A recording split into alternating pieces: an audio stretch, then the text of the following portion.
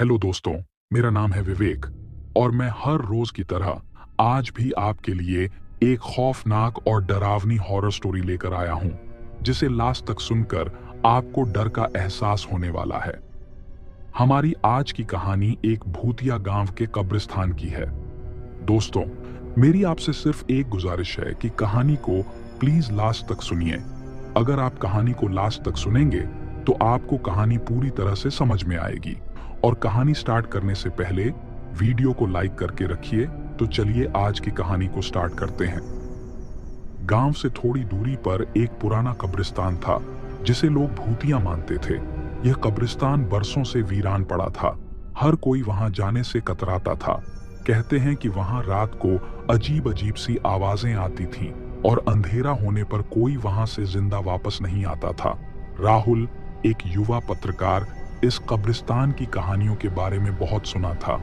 उसे यकीन नहीं था कि सच में कोई जगह इतनी भूतियां हो सकती है। उसने ठान लिया कि वह खुद वहां जाकर इसकी सच्चाई पता करेगा और एक रिपोर्ट तैयार करेगा। उसके दोस्तों ने उसे मना किया, लेकिन राहुल अपने फैसले पर अडिग था। एक अंधेरी रात को राहुल ने अपनी कैमरा और टॉर्च उठाई और कब्रिस्तान की ओर चल पड़ा।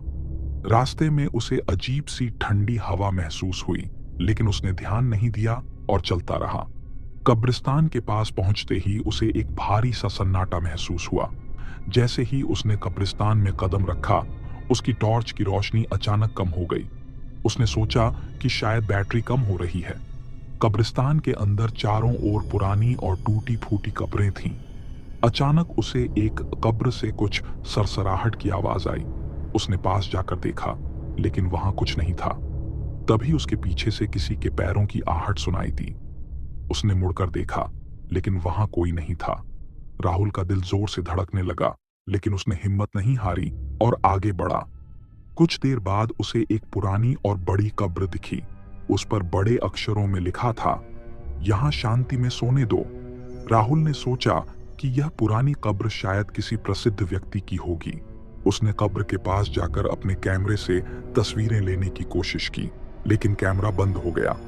उसने कैमरा ठीक करने की कोशिश की, तभी उसे कब्र से किसी के रोने की आवाज सुनाई दी। राहुल को लगा कि शायद यह उसका वहम है, लेकिन आवाज धीरे धीरे तेज होती गई। उसने देखा कि कब्र के पास एक धुंधली आकृति खड़ी है। वह आकृति धीरे धीरे स्पष्ट होने लगी। वह एक बूढ़ी औरत थी, जिसकी आंखों में दर्द और नाराजगी साफ झलक रही थी। उसने राहुल की ओर देखा और कहा, "तुम यहां क्यों आए हो?" राहुल डर से कांपने लगा, लेकिन उसने हिम्मत जुटाकर कहा, "मैं यहां की सच्चाई जानने आया हूं।" बूढ़ी औरत ने धीरे से कहा, "यहां की सच्चाई जानकर तुम कुछ नहीं कर पाओगे। ये जगह श्रापित है। यहां जो भी आता है उसे अपनी जान गंवानी पड़ती है।" राहुल ने पूछा, "ये श्राप किसने दिया?" औरत ने बताया, "सालों पहले यहाँ एक साधु की समाधि थी। गांव वालों ने उस साधु का अपमान किया और उसकी समाधि को नष्ट कर दिया। साधु ने मरते समय श्राप दिया कि जो भी यहाँ आएगा वह कभी लौट नहीं पाएगा। तभी से यहाँ आत्माएं भटक रही हैं और किसी को चैन नहीं मिलता।" राहुल ने पूछा, "क्या इसका कोई उपाय है?" बूढ़ी औरत ने कहा, "यहाँ से भाग जाओ, इससे पहले कि वे तुम्हें पकड़ लें।" औरत की बात खत्म होते ही वह अचानक गायब हो गई। राहुल का दिल जोर से धड़कने लगा और उसने महसूस किया कि उसके आसपास कोई और भी है। तभी अचानक कब्रिस्तान की सारी कब्रें खुलने लगीं और वहां से भूत प्रकट होने लगे। उन भूतों ने राहुल को चारों तरफ से घेर लिया। उनके चेहरे विकृत और डरावने थे। राहुल का शरीर ठंडा पड़ गया और उसकी टॉर्च जमीन पर गिर गई। भूतों ने उसे पकड़ने की कोशिश की, लेकिन राहुल ने पूरी ताकत लगाकर खुद को छुड़ाया और दौड़ने लगा। उसके पीछे भूतों की आवाजें और डरावनी हंसी गूंज रही थी। उसने महसूस किया कि भूत उसे पकड़ने की पूरी कोशिश कर रहे हैं। दौड़ते दौड़ते उसके कपड़े फट गए और शरीर पर खरोंचें आ गईं, लेकिन वह भागता रहा। आखिरकार किसी तरह वह कब्रिस्तान के बाहर निकलने में कामयाब हो गया और तेजी से गांव की ओर दौड़ने लगा। गांव पहुंचते ही उसने देखा कि भूतों की आवाजें अब धीमी हो रही हैं। वह हांफता हुआ अपने दोस्तों के पास पहुंचा और उन्हें सब कुछ बताया। गांव वालों ने उसे देखा तो वह चौंक गए। राहुल के चेहरे पर डर और थकान साफ नजर आ रही थी। उसने कहा, वो सच में है, वहां कोई सुरक्षित नहीं है। गांव वालों ने कब्रिस्तान को पूरी तरह बंद कर दिया और कभी वहां न जाने की कसम खा ली।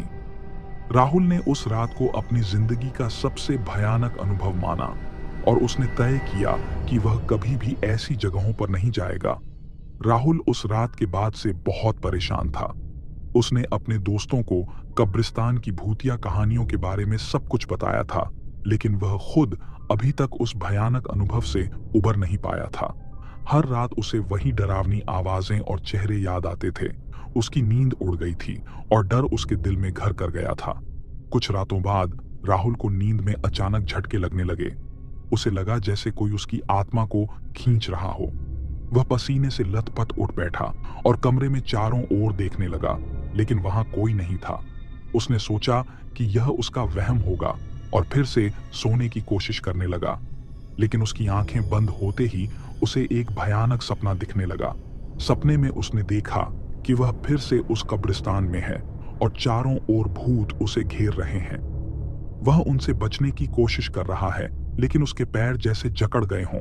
तभी एक भूत उसके पास आया और उसकी आत्मा में समा गया। राहुल चीखता हुआ जाग गया, लेकिन इस बार उसके कमरे में अजीब सी ठंडक थी और उसकी आंखें लाल हो गई थीं। उसे महसूस हुआ कि उसके शरीर पर अब उसका खुद का नियंत्रण नहीं है। राहुल के शरीर में एक भूत प्रवेश कर चुका था। वह राहुल को कब्रिस्तान की ओर खींचने लगा। राहुल बेबस था। वह देख सकता था, लेकिन कुछ कर नहीं पा रहा था। उसके कदम खुद ब खुद कब्रिस्तान की ओर बढ़ रहे थे। रास्ते में गांव का एक बुजुर्ग व्यक्ति रामलाल राहुल को देखकर चौंक गया। उसने देखा कि राहुल का चेहरा अजीब और विकृत हो गया था और उसकी चाल असामान्य थी। रामलाल ने उसे रोकने की कोशिश की, लेकिन राहुल ने उसकी ओर एक भयानक दृष्टि डाली और रामलाल डर के मारे पीछे हट गया। रामलाल ने गांव के बाकी लोगों को चेतावनी देने की कोशिश की, लेकिन तब तक राहुल कब्रिस्तान के अंदर पहुंच चुका था। कब्रिस्तान में प्रवेश करते ही राहुल की आत्मा पूरी तरह से भूत के नियंत्रण में आ गई।